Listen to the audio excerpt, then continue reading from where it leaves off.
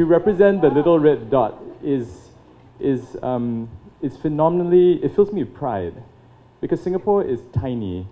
It does not have resources beyond our people. And 50 years ago, we were a backwater, a place that you wouldn't want to live in. And where we are today is testament to the hard work. We have this saying in Singapore, it goes like this: die, die, must try. Have you heard this? Die, die, must try. It simply means whatever you do, you have to try. But there's another meaning to it. So when you say die, die, you also say, for instance, oh my God, this project is so hard, but die, die, I must finish it, right? It's that sense of determination. And I'd like to tell you the story of MOD. And I'm not going to show you the work first, because I think today's discussion is not primarily about what we do or the results of what we've done.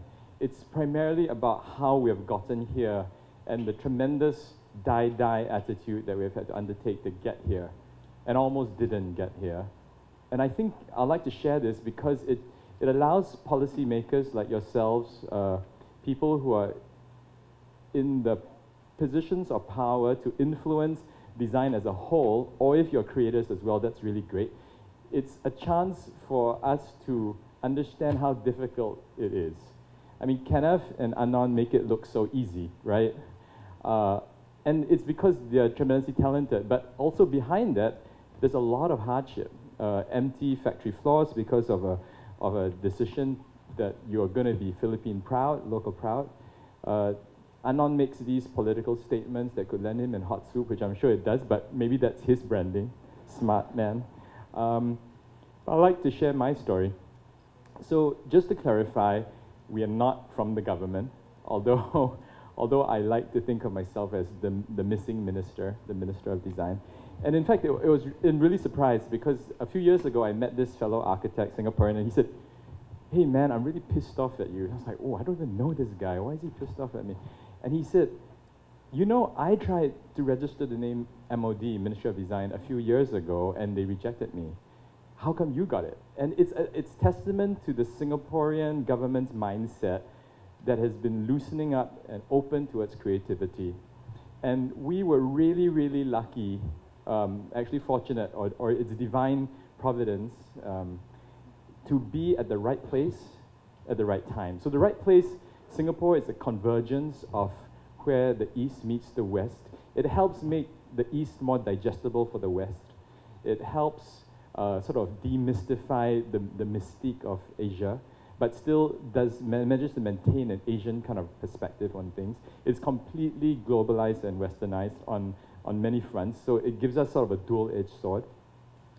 And that's the right place. The right time, this was around 1999, so I had just graduated from architecture school, and I returned to Singapore, and there was no real boutique firm to speak of, because boutique firms didn't exist. You're either a huge corporation like SOM or something, or the Singapore version of it, DP Architects, or you were a single mom and pop thing with sort of just getting by, not making waves in any way, shape, or form. And so when I looked for a job to start with, I had previously worked at Liebeskin's office in Berlin, and also Koolhaas's office, right, in Rotterdam. And I was looking for a creative sort of incubator firm that allowed me to do the same in Singapore, but there were not that many to pick from. And so I decided to go to the university to teach. And at that time, I was really lucky because the National University was trying to switch from a more British-style system where they focus on just one major, and all your classes revolve around that major, to a liberal arts system, which is a lot more broad-based and much more open-minded, I think. And I come from a liberal arts-based education in the States. So they were looking to hire young graduates to join their academic team, and they hired me. So for 4 years, I was teaching and also researching really sort of heavy topics like whether creativity was inherent or whether it was something that you could teach someone. If you could teach someone, what were the methods you would use, so on and so forth. And at the end of those 4 years, my boss said to me, I think, it's time that you start your master's and PhD program, and, he was hooking me up with some of his professor contacts in MIT, and I was doing applications, and one day, one fateful day, this is, by the way, after being a semi-successful design tutor, because I have a lot of passion for teaching, but a not very successful researcher. I would spend half an hour just deciding what font to use, as opposed to the topic. Yeah. Or, what kerning would look best on this paper. So clearly a designer at heart, not an academic. And I really struggled to do research of any sort. So at the end of the 4 years, my boss said to me, you've got to up your game and go and get a PhD. So I said, okay. So did all the applications. So it happened that I had an invitation to a dinner party at my home. I invited some friends to a dinner party at my home. And one of these friends brought along her boyfriend. This nice guy, kind of jolly fella, my age, really friendly, a lot of chemistry. And I didn't know what he did. At the end of the dinner, he did a little tour of my apartment. And he said, oh, really interesting space you have. I was just doing what I wanted to do. So it was a little bit odd, the apartment. And he said, I wonder what you'd do with more space. So I said, well, I do too. I would love to have more space. I didn't know that he was a hotelier, or at least a budding one. He had a small hotel at that point. And he called me 3 months later. And this was at the point in time when I was submitting my PhD application. He said, I've got a 30-room hotel. Yes, I can also read the numbers. Thank you. 6 minutes and 16 seconds left. Yeah. I'm going to ask for an extension. Okay. Because I'm in the red spot, right? If I step out, then the time just goes really fast. It just goes down like a time bomb, like when they cut the wrong wire, it just goes down really quick. So he said, would you like to design this? So I said, yeah, I would, because I found myself itching to design. I was beginning to notice that instead of just telling my students how to better their projects, I was beginning to design it for them. Bad sign, right? When you start doing that, you really, it's all pent up inside. So I said, yes, I'll do it on the weekends, I'll do it at nights, I'll work really hard, let's do it. And he went, hey man, this is not a hobby. You've got to come out, have a proper firm, and do this job if you want to do it. So I discussed this with my wife, who's now my business partner, which is very important because I'll get to that, where design, the business of design is design and business. And you need a really good business-oriented partner to make it, or else it's just design. So she said, yes, why don't you go for it? I think you're a frustrated academic anyway. So I quit the NUS and I started this job. And because we had to incorporate it, came up with the name Ministry of Design. In a way, it's tongue-in-cheek, right? It's in Singapore, if you know, the Ministry of Everything. Yeah, it's government everything. So why not Ministry of Design? But at a more personal level, I'm a Christian, and I thought that design was my way of using the gifts that I've been gifted with to serve others. So it's a ministry of sorts. So anyhow, that's how the name came about. And it was not easy, because we had this job, and now in retrospect, I thought the fee then was so amazing. But now in retrospect, I realized how little I was paid to do that job. Terrible, because I was thinking like a salary person, right? I wasn't thinking about the operating costs of the office and everything else. I was just thinking pure salary. I was like, whoa, this is amazing. I'm set up for months, Anyhow, the project took more than a few months, but it became Singapore's sort of highest profile boutique hotel. And the thing is, we operated in a vacuum where there was no pressure to do anything fantastic. There was a guy, his name is Loh Lik Peng. He's now the uber famous proprietor of the Unlisted Collection, which has hotels around the world and many restaurants. We were working in this vacuum where there was no pressure to do anything special. There was only pressure to do something that was true to ourselves. And he said to me, the brief is simple. Give me 31 rooms for the hotel, and if my mother visits it, and your mother visits it, and they like it, you have failed terribly. Okay. So, okay, no problem there. And so it became very well received, and why I say it marks and parallels Singapore's sort of creative design development is prior to that, there were only sort of big chain hotels, and paralleling that, big chain design groups, right? And there are very few sort of independent voices or proprietors who are willing to do things out of the box. And I think in our naivete, him doing what he wanted to do and me doing what I thought was most appropriate, we, in sort of unconsciously, unintentionally kickstarted a whole movement where there was the promise of being able to do something very different if you sort of move to the beat of your own drum. And in Singapore, that was not really done. In fact, if you look at the new Majestic, and look at it soon because it's going to be converted to something else in a few short months, it's a historic building, and before the design was done, anything prior to that point, anything that was historic was always restored to its former glory and repainted and made to look like a brand new old building. You know, you've seen those, right? Where it looks exactly like what it looked like in the 1920s, but brand new.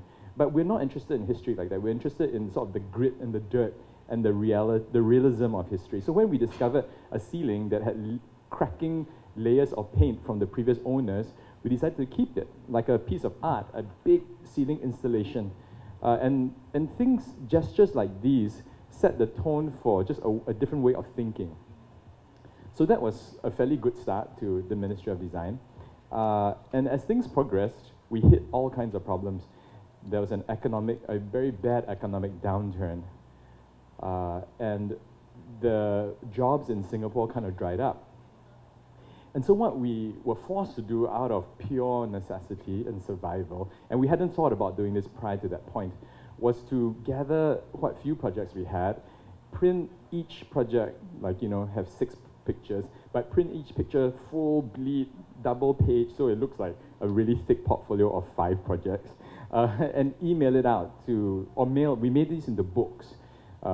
Scraped together the little money that we had and made these into books, and mailed them out to 10 international developers that we respected were doing really great work from all over the globe, including China. Nobody replied. But 2 months later, we got this phone call from China.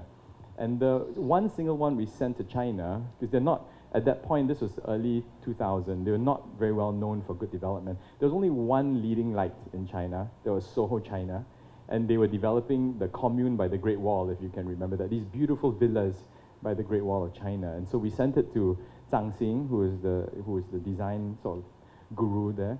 And we got a call from the chief architect of Soho, China, and they said to us, Zhang Xing often gets portfolios, she never ever responds to them, but somehow she feels this connection with your work.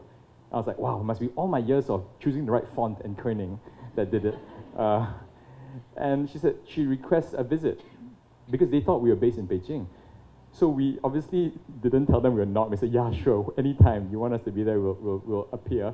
So she said, meet me at my penthouse for breakfast, and we ended up talking and chatting and just getting along so well. So at the end of the meeting, I was filled with such anticipation that this was going to be the start of a new chapter. And she said, I don't have anything for you. Yeah, I know, it's like free breakfast, you know, that's all. But I just needed to meet to see with that chemistry. And 2 months later, again, I came back to Singapore. She called and she said, well, there's a house I'm doing in the Great Wall for myself. Could you help me work on it?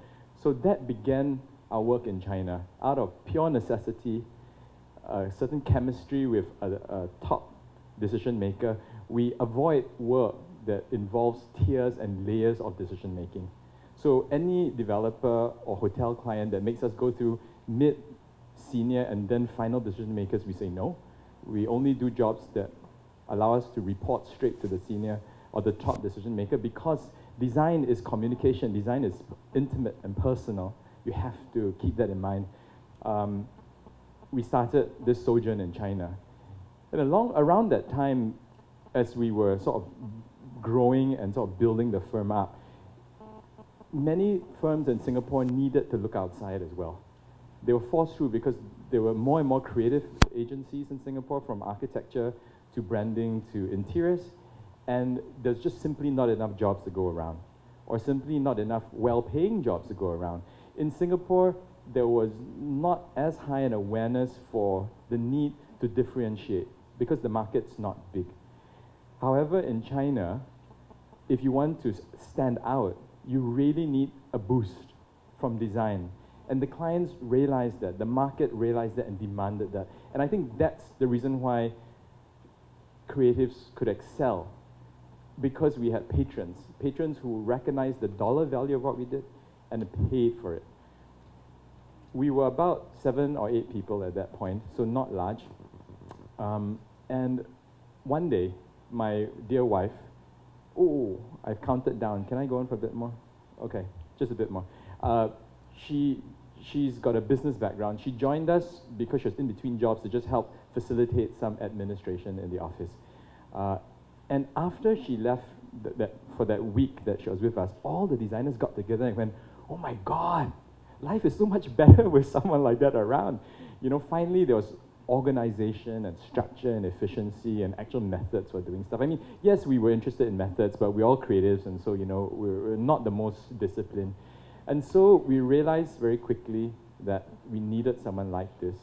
And so when she joined us, at that point where we were scaling in China, we were able to create systems that are sort of pseudo-corporate and grow the firm to a 3-office, over about 30 to 40 person firm, and running in a way where the creativity is still first and foremost, but we're able to support it with all the different structures and systems that enable it to run smoothly. So that's kind of our background, and here we are now. The last chapter of our evolution to date is that it's called Ministry of Design for a reason, not firstly my name, only because my name doesn't sound cool. If I had a cool sounding name like these guys, I would have named it after myself. But Seah Architect sounds pretty bad, you know, you wouldn't hire anyone called that. So at least I was smart enough to recognize that. But at the same time, I was not interested in architecture as the end discipline in the first place. I'm an architect, licensed architect, but I'm a very architect light. I'm much more interested in the business of experience design. So Ministry of Design becomes sort of the foremost thing that we endeavor towards. And discipline and medium and genres don't really play such an important role in our decision making for what we work on and what we don't. So right now, we have one tier of jobs where we are working with very established developers and hoteliers, and we take the brief from them. We help them shape it, we help them create something that's very memorable and distinctive.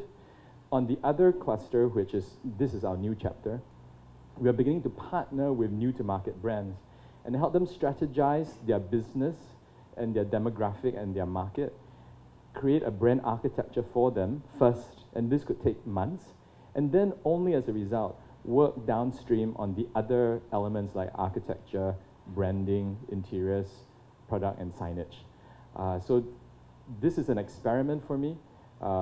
We are not defined by medium, we're defined by sort of a purpose. And I think as technology continues to disrupt, we want to establish ourselves and make sure we're in a position where we can pivot and do exactly what we do, but using new genres, new mediums, it doesn't matter. Because at the heart of it all, we design experiences. So last 2 seconds, I'm just going to, where's that clicker thing? Oh yeah, yeah. I'm just going to run through, okay. Could you put my slideshow on? I'm not even going to describe the work, I'm just going to show you the work. Yeah, I promise. Hotel.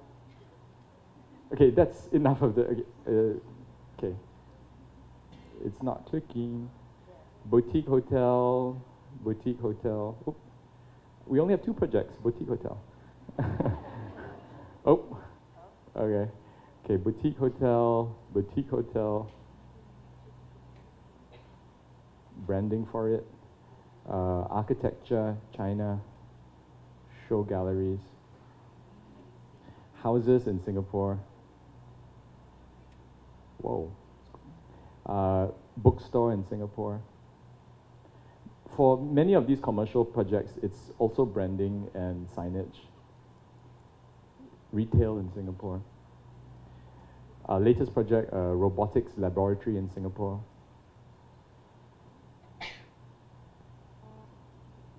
Singapore is supporting automation big time. A lot of money is being thrown into this.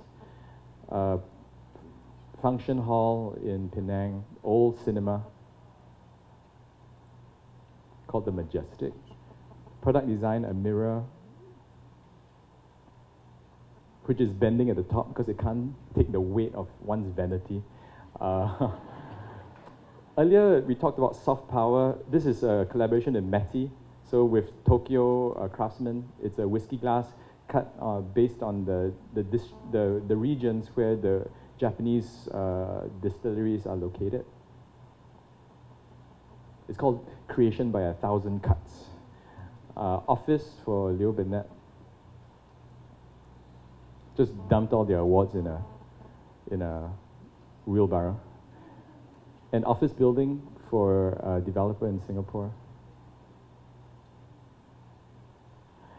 A jewelry case for the Kyo Meti collaboration.